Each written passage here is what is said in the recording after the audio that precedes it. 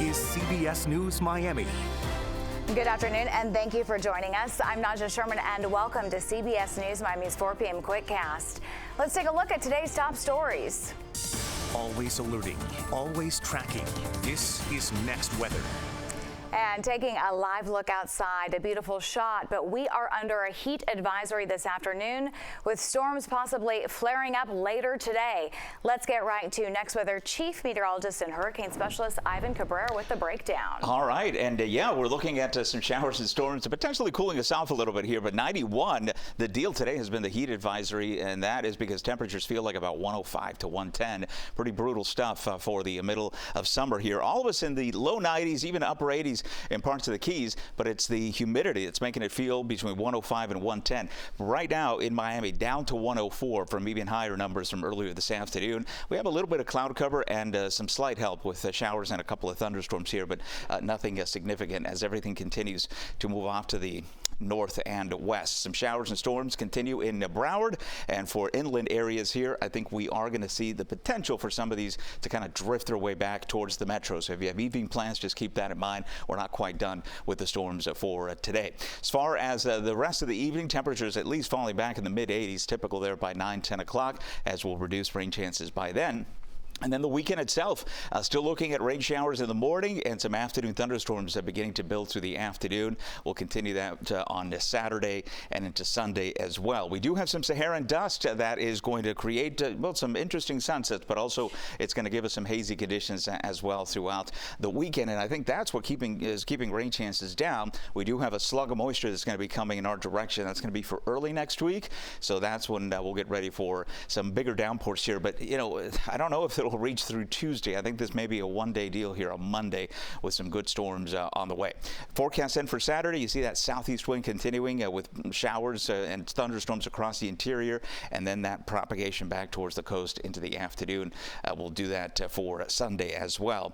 Nothing widespread as far as showers and storms. About 30% coverage, I think we'll do it, and then we'll kind of double that as we head into Monday. Still looking at quiet tropics, and this is the first of the Saharan plumes that's going to be impacting our region. You can see a lot more where that came from there. It just extends across the Atlantic and into the source region there across the Saharan Desert. No tropical systems as a result over the next 7 days, so we're looking good there. And then the forecast for tomorrow will temperatures back into the 90s. We'll keep rain chances around 30%. We'll start increasing that, I think, Sunday as that moisture begins to approach. That'll give us a little better shot of some showers and storms on Sunday, and then really the heaviest potential for rainfall here will be on Monday before we come back into what looks like another below normal pattern as far as rainfall. 30% coverage between Monday and the middle part next week. Airlines are now resuming flights. It's after massive Microsoft system outages. It impacted businesses worldwide. At Miami International Airport, flights were initially grounded. Travelers were urged to contact their airlines before coming to the airport. I actually found out this morning, I'm in a Discord group, and they were texting about CrowdStrike and Microsoft getting hammered in the stock market because of the software update that they had issued. So I actually knew about it before I ever even came down here. At this hour, the FAA is reporting minor delays of 15 minutes or less at Miami International Airport. Now moving to the Fort Lauderdale Hollywood International Airport, where the FAA says that flights were also grounded. Regardless of their destination, pint-sized travelers were upset that their trip to the farm is no longer happening. Well, these two girls were about to go to the farm in Iowa to spend 3 days with their grandpa, meet new little kitties. We're from Norway, so this is a pretty special thing. But their flight was canceled, and now no trip to Grandpa's farm. And no kitties. They're really sad. At this hour, the FAA says operations are back to normal at Fort Lauderdale Hollywood International Airport, but it could take hours to catch up on the delays. And now heading to the Big Apple, where the cyber outage has caused quite a headache for companies all around the world. That includes banks and hospitals. CBS News Miami's Bradley Blackburn joins us live at LaGuardia Airport in New York with that fallout. Bradley.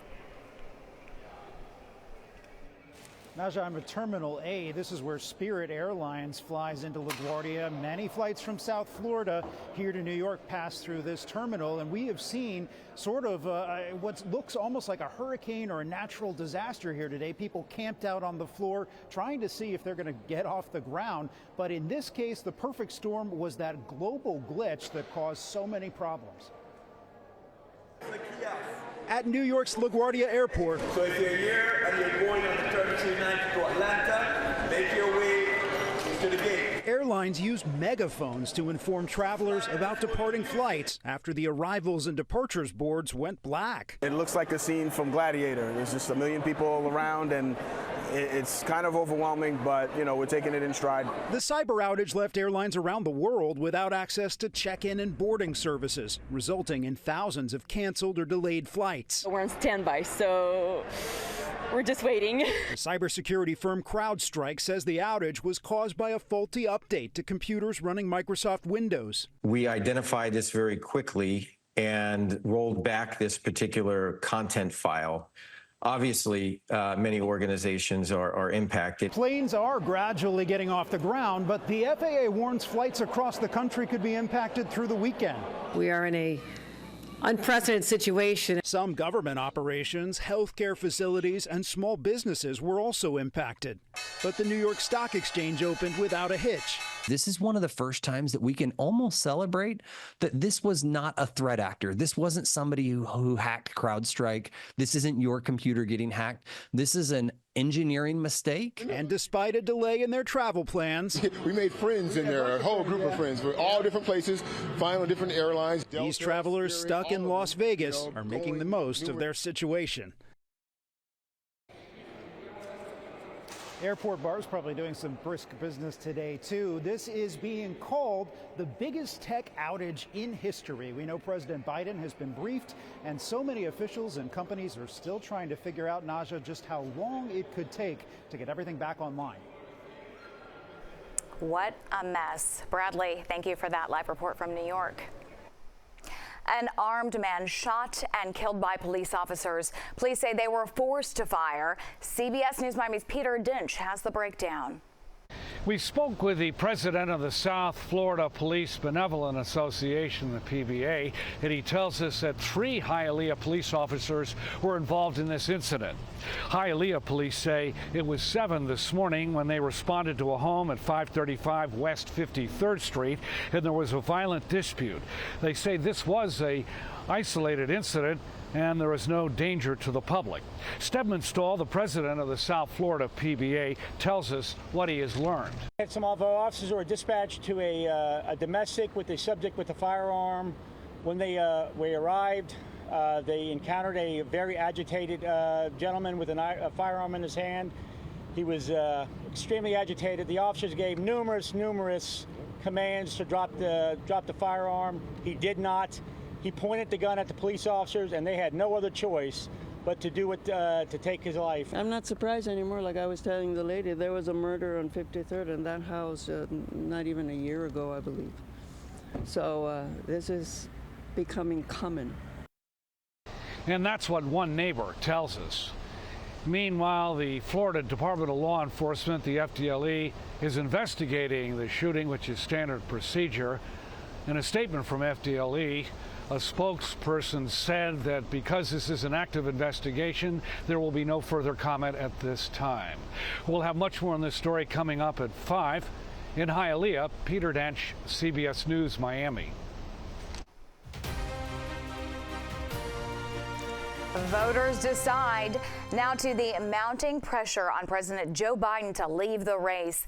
That includes Majority Leader Chuck Schumer and House Minority Leader Hakeem Jeffries. 2 senior House Democrats tell CBS News they believe that President Biden could get out of the race in 3 to 5 days. So far, 22 congressional Democrats have called on the president to withdraw his re-election bid. Former President Donald Trump capped off the Republican National Convention. He spoke for more than an hour and a half, and that is the longest acceptance speech in U.S. history. CBS News Miami's Sabrina Franza has the details from Milwaukee. Former President Donald Trump took the stage of the Republican National Convention in front of his family and some of his biggest supporters to receive the Republican nomination for president. I proudly accept your nomination for president of the United States. Trump started off his speech recounting the assassination attempt on his life last week. You could hear a pin drop in the arena as he describes the moment he was hit by a bullet. I said to myself, wow, what was that? It can only be a bullet. And moved my right hand to my ear, brought it down. My hand was covered with blood. Trump called for unity in a divided country. The discord and division in our society must be healed. We must heal it quickly. Trump only mentioned President Biden's name twice in a roughly 1.5-hour-long speech, but he continually decried what he calls the incompetent and failed leadership in the White House. If you took the 10 worst presidents in the history of the United States, think of it, the 10 worst, added them up, they will not have done the damage that Biden has done. Still, the delegates on hand say they saw a candidate who is more humble. Well, I was very pleased he didn't do any Biden bashing. And they leave Milwaukee confident of a victory in November. I'm so excited, ready to go back and get Trump to vote in November. A new CBS News poll shows Trump pulling ahead of Biden both nationally and in the critical battleground states that will decide the election. Sabrina Franza, CBS News, Milwaukee. This year's Amazon Prime Day event was a big win. Find out the record number of shoppers hit when we come back. Welcome back to CBS News Miami's 4 p.m. Quickcast. This year's Amazon Prime Day event hit record numbers. Between July 16th and 17th, shoppers spent $14.2 billion during the online sales event. That's an 11% boost in sales from last year. Back to school supplies, TVs, electronics, small kitchen appliances, those were all the top sellers. The online retailer said in weeks leading up to the event, millions of shoppers joined Amazon Prime. About 135 bearded men who look like Ernest Hemingway gathered in Key West. The men were at the late author's home to compete in the 43rd annual Hemingway Lookalike Contest. The Lookalike Challenge is a highlight of the island's Hemingway Days Festival. This year's festival has added meaning by marking the 125th anniversary of his birth. That is the CBS News Miami Quickcast. I'm Naja Sherman. Stay tuned for more news right here on CBS News Miami and have a wonderful Friday.